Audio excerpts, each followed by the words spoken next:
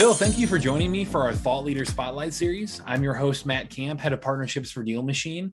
On these, we shine a spotlight on industry experts like yourself to hear your inspiring stories and educate our audience on the lessons that you've learned and really how you see the world evolving. So today, really excited to welcome on Phil Pustejovsky. You're a real estate investor with over 3,000 deals of experience. You're a world-class mentor, a coach, an educator. You can learn more about that at freedommentor.com.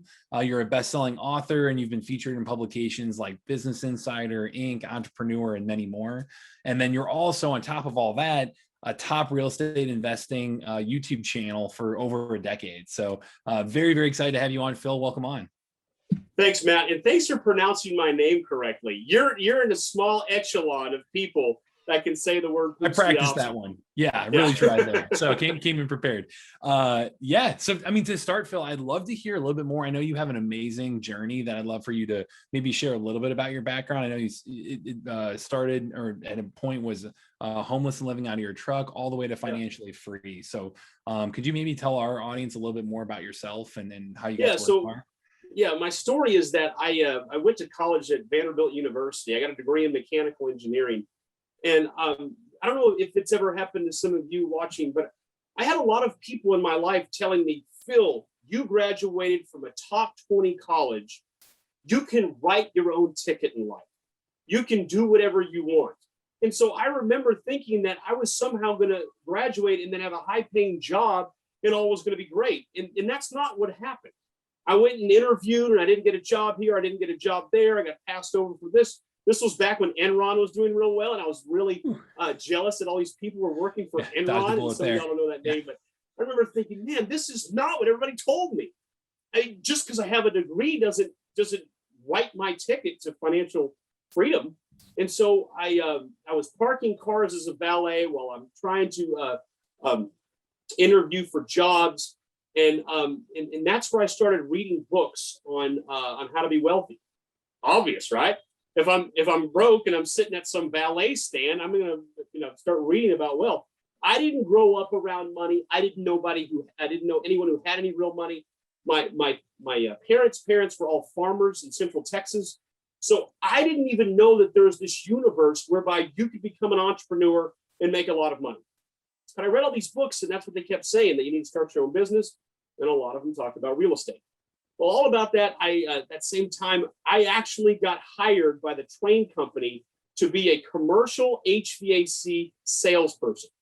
So I get this job, and I'm thinking, oh, this is great. I want to do what these books are telling me, but I got this job now. I got to be corporate America. I got to be serious.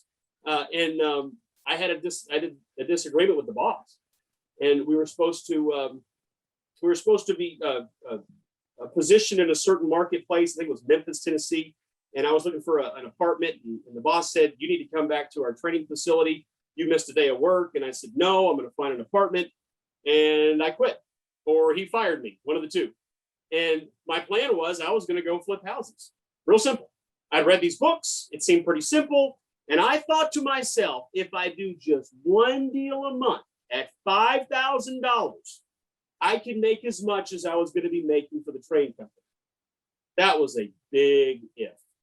Some of you watching know, you probably thought the same thing. I just need to do one deal a month. It's not that easy. And it wasn't that easy in the year 2002 or thereabouts. And so I ended up going all the way to the point where I had no money because I had whatever savings I had been drained. And I had emptied everything. I was too embarrassed to tell my parents how bad it had gotten because they paid for my education. And they were mad that I quit this great job. And so I did literally go homeless. And so it was the fall. It was around October-ish. October and November of 2002, I was homeless. And I was living in this house that I was trying to flip. It's a long story. And I got to a point where I was living off a case of Bush's baked beans. And they're made in East Tennessee. They're the facility for Bush's baked beans. And I had this case, and I would just open it up with this cheap can opener, eat the cold beans with a spoon from Wendy's. It was awful. And all that time, I'm trying to get a deal done. And that's when I ran into a guy who happened to be back home in Nashville, who had moved to Miami Beach. He had come back to Nashville because his mom was dealing with cancer. And that guy became my mentor. And he is a real low profile individual. You've never heard his name. A brilliant real estate investor. He came from 5 generations of real estate investors. This guy had real estate in his blood. And his big thing was, Matt, he said to me, he said, look, Phil, if you were willing to quit your job and throw away your engineering degree for your dream of being a real estate investor, that counts as commitment. But whatever you do, don't get me sued. I got my dog, my Bible. I sit on the beach every day. If I'm up here and I'm going to be productive and doing some deals, you better not get me sued. That was his big charge to me. And so our first deal, I was living out of my truck at the time, and on fumes, I had a deal that I had under contract that I was going to do a short sale on the second mortgage, and again, my mentor was showing me how to do all this. And it was his computer, his printer, and all that kind of stuff. And in the end, we made about $56,000 on that first deal we flipped, and that got me out of homeless. And that and he took half, I took the other half, and away we went. And so for those next 5 years or so, we worked together, and we did a ton of deals. He showed me everything he'd ever learned. I showed him a few things I had learned from short sales, and so it was about 5 to 6 years, so about 2007, 2008, right as that bubble was bursting, I saw that I could duplicate myself if I did the same thing he did for me. And I'd mentor someone, and then I'd share in the profits with him for a definite period of time, not forever, just a definite period of time. And that's how the mentoring came to be. And by 2009, I was looking at ways in which to get the word out about my mentoring service. And that's when they had this new system called YouTube. And I found that YouTube was a faster way for me to communicate my lessons than writing a blog post. You've ever written a blog post, y'all watching, it takes longer than you think, and then you reread it, and then you got to move that paragraph around, and then you backspace here, and next thing you know, you look at the clock and it's been 3 hours. So I saw that a video I could shoot a lot faster. And one of the first videos I shot was the secret to flipping houses. Where on a whiteboard, just like the one behind me here, I proved how doing a major rehab, we're talking where you need permits, replacing the roof, the HVAC, maybe it's a new kitchen, new bathroom. That model almost always is less efficient, less profitable than just flipping it to a sucker investor buyer. Some investor buyer that's not watching these videos, that is not educating themselves, and that just retired and sitting on 200,000 extra, and they think it would be fun, that they saw it on TV to go flip a house. And so those people are willing to pay more. And so rather than doing all this renovation work, and I showed it in that video, the breakdown of the numbers, how mathematically it works out so much better. And of course, me sharing in profits with my apprentices, I obviously want them to be as profitable as possible. And that video had like 300,000 views in a very short period of time. And that's when I realized that YouTube could be a great medium for me to communicate my what I've learned in real estate, what I call signal or truth, what really works. And that's how I've managed my YouTube channel ever since then. I mean, I don't put out that many videos. I had an assistant run some numbers for me. Apparently, I only put out like 26 videos each year for like the past 10 years. So I don't put out that much information, but what I do try to share is what I've learned from the real world, because ultimately the people that watch my videos, some of them end up becoming my apprentices, and I need to make sure that whatever information I shared with them was as good as it possibly could be. So there's the story, Matt, start to finish. Yeah. I mean, I think like it is so evident in your YouTube channel, though, that you put in such meticulous work and make sure that every detail is there where when people are watching that's why you've grown so organically and gotten to be one of the top channels for that long, is because everything you're putting out there is always great stuff. So I know our audience appreciates that. We'll make sure to link to all of this in the description as well, but kind of speaking to some of your most recent YouTube videos. I know one of them was on the housing market, and you put it out a couple months ago. It's still crazy right now, like it's continuing to boom and all of that. So I would love your thoughts on being a true kind of thought leader, content creator in the space like this. What are some of the signals that you really try to pay attention to in the market to know where things are going, considering you have a pulse on that? Well, I have a unique pulse in that through my apprentices throughout the United States and some in Canada as well, I get a chance to see on the front lines at all times what's really going on in the marketplace. Not what an article just said and not what some pundit talked about, but I get to experience it. So this is what, when I put out I'm going to go back a step. When COVID first hit in March of 2020, I put out a video on how COVID was going to impact real estate. And I got a lot of hatred on that video. The comment hatred was thick. You're an idiot, Phil. The whole world's going to fall apart. Everybody's going to die. You can go back and read the comments, right? And I kept hearing people say this video won't age well. But where my thoughts came from was this. It seemed so obvious to me that when COVID hit, that what was going to happen is people were going to stay home. So if they're going to stay home, they're not going to be moving. So you're going to have a natural reduction in the number of properties for sale. Then I noticed it seemed obvious to me that they were going to drop interest rates. Not that they could have dropped them very far, but they were going to. So lower interest rates means money is cheaper to borrow. So that usually is a way to inject some sort of stimulus into the economy. And so I envisioned that it would be better for real estate investing if COVID hit than if it hadn't. It just seems so obvious. Lack of inventory, low interest rates, and then there's always a demand.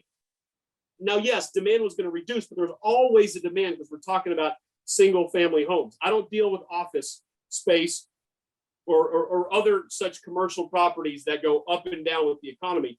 Everybody needs a place to live. So it seemed obvious to me that COVID was going to help us. And what I didn't predict,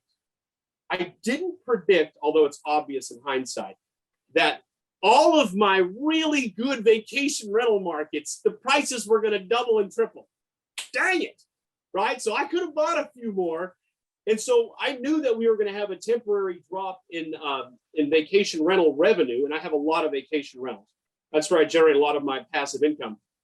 And I saw that was going to have a temporary slowdown, but I thought it was going to pick back up when they opened the different markets back up. And that's exactly what happened. But I didn't think that all these people were sitting on so much money that they were going to go buy a bunch of these properties in markets. I'm going to give you an example. Pigeon Forge, Gatlinburg is like the greatest market in the world, right? You've got Branson, Missouri, not too far from where you're at. That's another home run location. And some of these markets where Destin and Panama City Beach, Florida is another great spot for vacation rentals. And those prices just exploded because everybody bought a second home because if they're going to be at home, they might as well buy a second home and they might as well go down there for 6 months and work from home.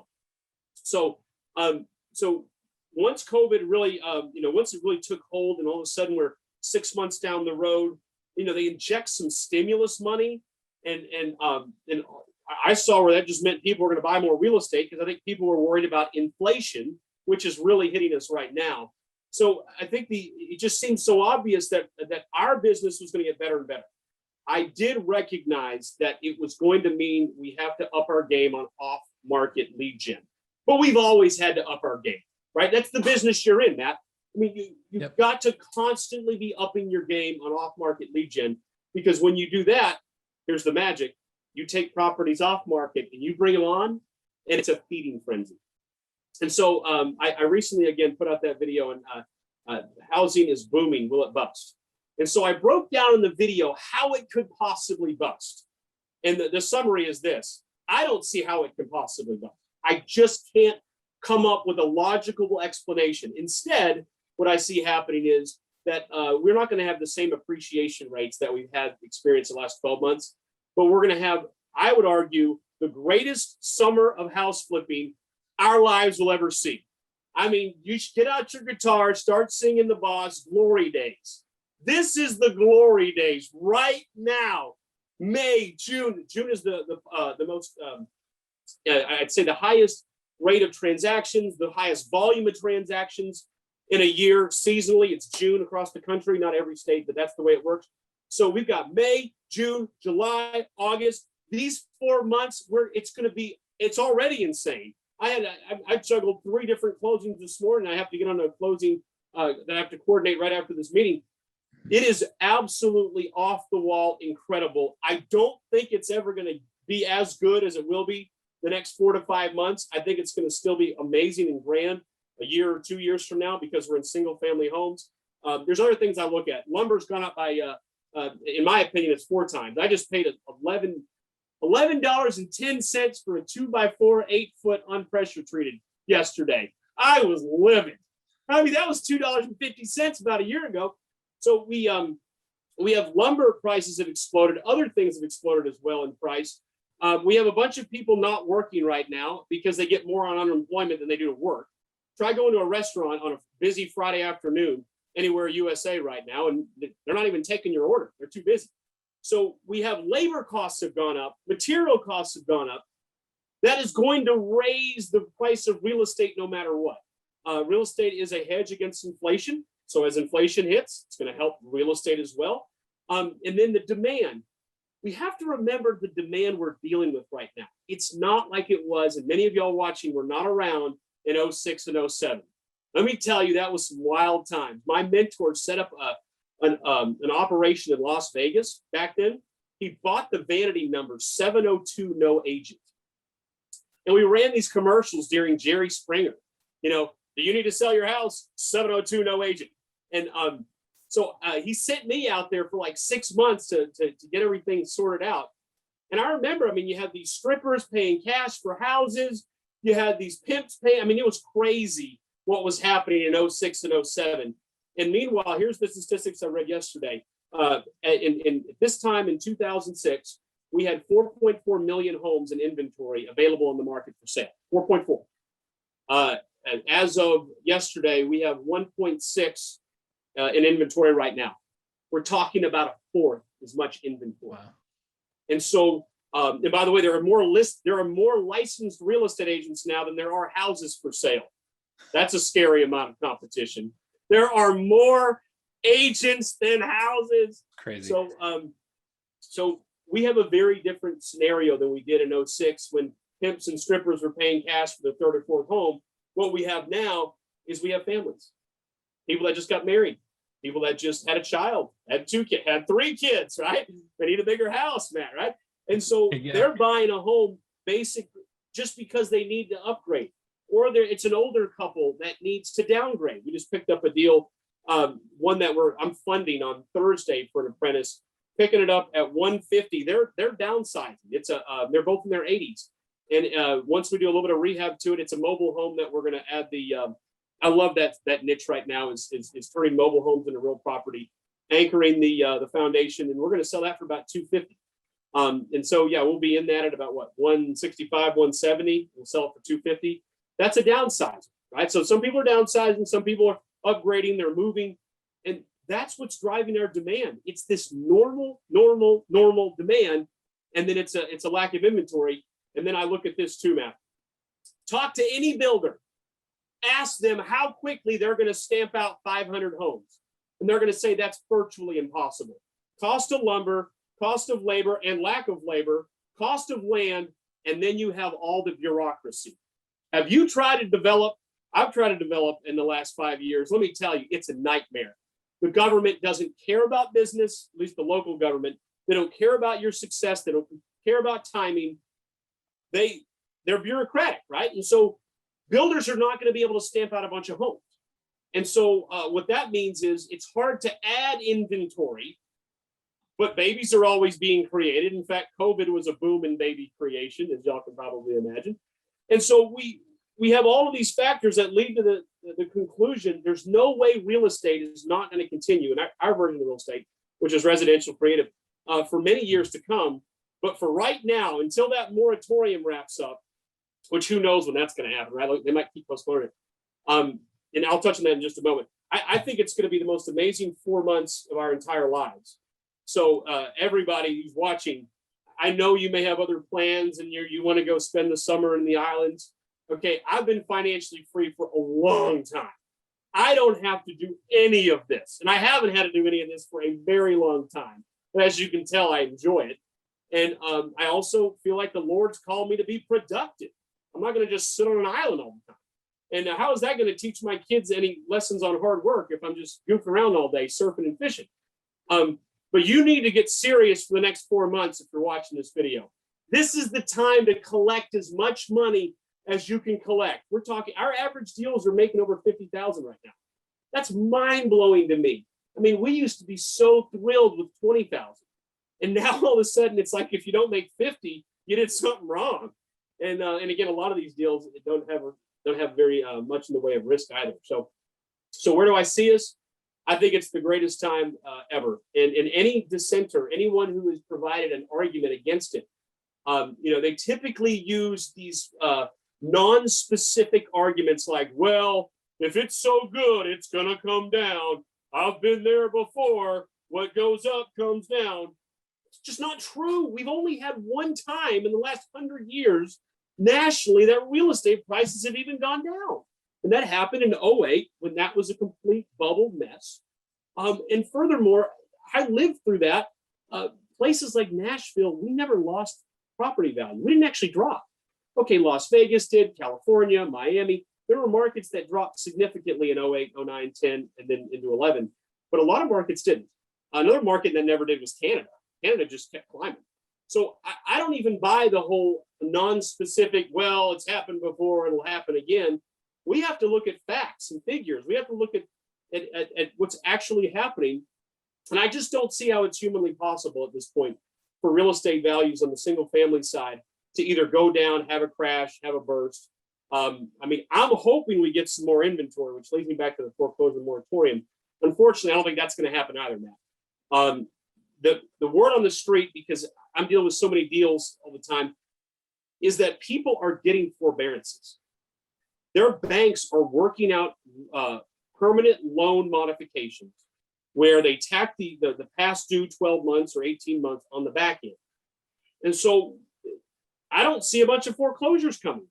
I hope we get some in the marketplace because frankly, there's almost too little of inventory. But I foresee that when this actually the eviction moratorium was deemed unconstitutional, but the Justice Department, of course, is trying to tie that up in some form of an appellate court, but I don't know if that'll ever happen. Even if you evict some of the tenants, you still have, it's a small number.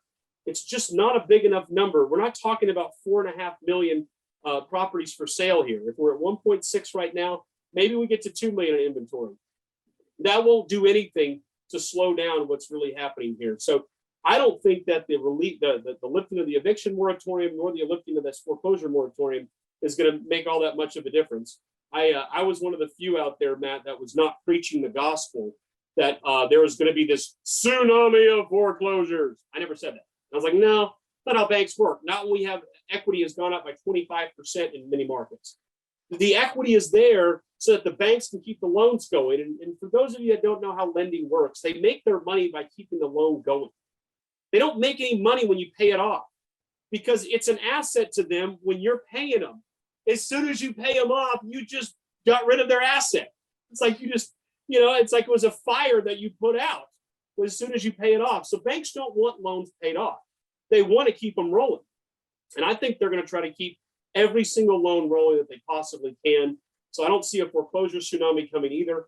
Instead, I see, and I have told friends and family this too, if they're going to buy a home, probably best to wait until about December, January, February. You might have some new options. By the way, it takes about almost a year for most houses to foreclose. So a foreclosure moratorium that gets lifted, you're going to have, the court systems will be clogged. I don't even think you're going to see any new inventory till like December, January. So that's what I've told friends and family. If they want to buy a home, now is not the time to buy a home just to move into, unless you're great marketing. Your DealMachine is fired up, right? And you've got some off-market deal. Otherwise, be patient. Wait till about January, February, when a new slew of hopefully inventory hits the market. You have some more options. Yeah. I mean, I think, Phil, like you walking us through that and how you see things breaking down, you probably have a fair number of people watching this that just got very excited and are ready to go. They're ready to, get out there and like you said, enjoy the next 4 months if they can, put the work in. And also, obviously, you have Freedom Mentor, like you're helping investors get to financial freedom. Between those two things, do you have any recommendations on where newbies should be starting and, kind of any best practices on where you see your students having success or your apprentices? Yeah, well, I think we have to keep in mind that This is not the way it was when I first got started, because people have read my detailed story and they see where I knocked on doors of foreclosures and I found a deal or two that way. And we're in a different environment where you have, not just you, but everyone has an enormous amount of competition they have to overcome. You've got iBuyers now in many markets, and those iBuyers are buying billions of dollars of homes. Open Door is now over the counter, publicly traded. They don't make any money. Zillow's buying branch doesn't make any money. None of these iBuyers are making any money, and they don't care. That's a hard competitor to deal with, right? So with iBuyers, our best success comes on the deals that they throw away. So the iBuyers still have a box that they have to fit their deals into, and we deal with the deals outside of their box. But you've got to bring your A game. So beginner, intermediate, expert, it's the best time to have ever done this business. But at the same time, you've really got to have your act together, because these sellers are talking to several investors right now. Sellers are not stupid enough to only call one person. So you have to know how to build great rapport, how to structure an offer. We offer more. One of our great secrets is we offer more for properties than anybody else does. Makes it easy to win. We offer more, but we do creative techniques where we're able to offer more. They make more, but we still make more because we didn't have to use hard money, for example. So bring your A game. And that means if you don't know what you're doing, you got to get educated. Get educated quickly. I know that, of course, I'm going to be a little biased, and I'm going to say that the shortcut of shortcuts is to get a mentor. But I've done that in every area, an aspect of my life, right? I have spiritual mentors. I have mentors that help me with my garden. I have mentors for everything, right? So if you get a mentor, it's going to shortcut your ability to be able to play in this sandbox right now. If you're in a very rural area, you're a little bit more fortunate. You may not have as much competition, but you still have to know what you're doing. If you're in one of those top tier, larger metro areas, you have got to have everything dialed in, or my people are going to beat you. Don't worry. I mean, my people are well trained. They'll smoke you out of the water. So that's the best advice I can give you is if you're going to tackle today's market, realize that you're up against a lot of competition. So if it's in a system like DealMachine where you can get to some off-market deals before other people can, don't fool yourself into thinking that seller's only talking to you. They're talking to other people too. But if you can do a great job with negotiating, putting the right deal together that fits for them, and you have a way to stay very profitable, then it's lights out. So it's the best of times, but it's the worst of times, Matt. I mean, there's a lot of people that are watching YouTube videos, and I think sometimes people tell me, Phil, you make it sound so easy, and I'm like, I'm not trying to do that. I try to tell you the problems, but it's not easy. I mean, it's really more difficult. I was sharing this with someone the other day, and they said, so Phil, if you go back in time, when's the best time to have been a real estate investor? And I said, interestingly enough, if I could go back into any time, I wouldn't go anywhere. I'd stay right now, because we have low inventory, which means that when we put a property on the market and the buyer gives us hassles at the inspection stage, we just take it from that buyer and give it to somebody else. We can sell it so quickly that we don't even need to use funding a lot of the time, which is very helpful, saves a lot of money. I love the technology, such as DealMachine. I love the technology you can use to connect with sellers. Let's go back to 2003. Okay. Yes, the internet existed, but there was very little activity at that level for generating leads. What you did was Yellow Pages, billboards, radio, and it's so inefficient to be on radio or billboard, television. Actually, I have some apprentices that still do TV, but it's because of the market, and they get such cheap rates. But you're talking, if you're not spending 10, 20, 30 grand a month in marketing, you can't even do those techniques back then. Now we can be so dialed in. I use the word granular with our marketing. I love that only technology can provide. So I'd rather be in today's marketplace, but I wouldn't want to be in today's marketplace if I didn't know exactly what I was doing, didn't have a mentor, and was trying to get away, figuring out how to do this thing for free by watching a couple videos, reading a book, going to a couple local meetings and hoping I'd figure it out. Because no, the business makes too much money. You'll have to keep in mind, there are other people that have been in this business for 15 years in your marketplace right now competing for the deals that you're doing. You have to be able to leapfrog them. You have to know some superior knowledge that would allow you to do deals that other people can't do. Otherwise, you're going to be a day late and a dollar short. And that's just the real world. I deal with this all the time where people join my program and they're so frustrated because they were struggling so much, and I can see exactly what they were doing wrong. I'm like, well, yeah, you keep doing that. You can do that for 5 years and never do a deal. And they'll say, but I watched 5 videos and they said this is how they find their deals. And I said, well, to tell you the truth, the best lead generation techniques are often the ones that no one talks about. So bring your A game, be willing to spend money on your education. If you want to take advantage of the marketplace now, take some shortcuts, and don't think that you're going to figure this thing out on your own. Not in today's market.